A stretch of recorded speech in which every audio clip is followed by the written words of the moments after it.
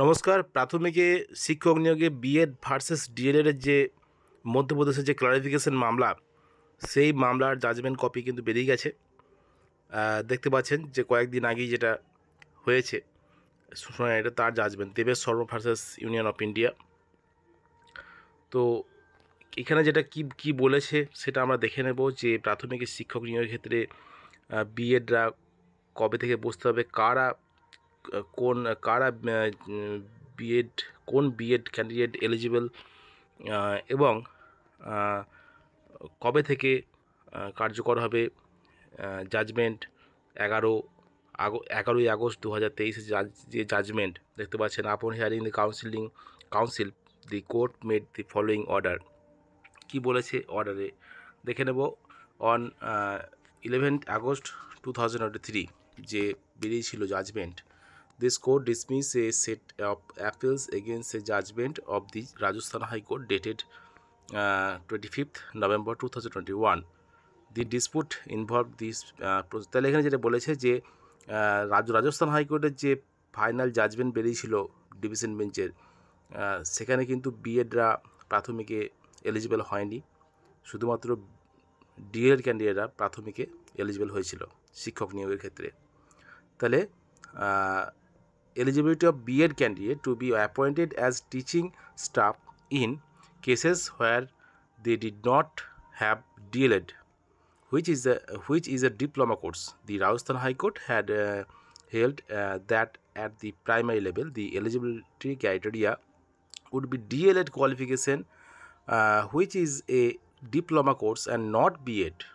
The High Court had caused a notification of the central government dated 28/6/2018 যে notification, সেটা কিন্তু বাতিল করে দিয়েছিল, by which B Ed was included as a qualification for teacher at primary level for classes 1 to class 5, and in judgement delivered by this court, অর্থাৎ supreme কোর্টে judgement দিয়েছিল সেটা 11ই August 11/8/2023 appeal filed against the set judgement were dismiss. সেটা কিন্তু 11ই তারা সেটা কিন্তু 11ই আগস্ট 2023 যে জাজমেন্ট, সেটা কিন্তু ওই যে 2018 সালের যে বিজ্ঞপ্তি এনসিটি, সেটাই কিন্তু বাতিল করে দিয়েছিল। রাজস্থান হাইকোর্টের রায়টাই কিন্তু বহাল রেখেছিল supreme court. Now the application has been taken out of the staff of Madhya Pradesh.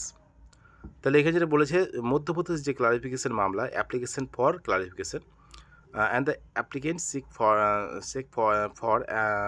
ask the hold that the said judgment, সেই জাজমেন্টটা প্রসপেক্টিভ অ্যাপ্লিকেশন অনলি করা হয়েছিল, যে কবে থেকে লাগু হবে সেই সম্পর্কিত এই মামলাটা হয়েছিল।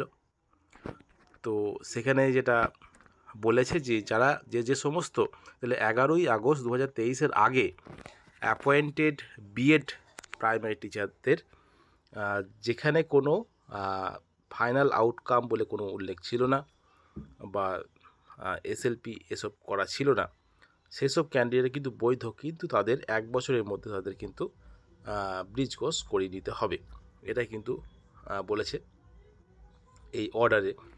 তো 2 পয়েন্ট হ্যাভ বিন, তাহলে এখানে যে বলেছে যে টেকিং অবজেকশন, তাহলে the state of Madhya Pradesh, the first one is that this application has been formed as one of the clarification, and actually an independent relief is asked for in this application.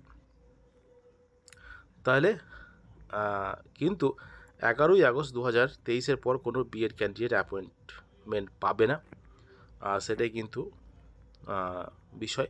তাহলে এই বিষয়গুলো কিন্তু বলা আছে। 11ই August 2023 shall be prospective operation, but prospective operation of this court shall be only for those candidates who are appointed without any qualification or condition imposed, কোনো condition ছিল না, imposed by any court of law to the effect that their appointment would be subject to final outcome of the court which might have been।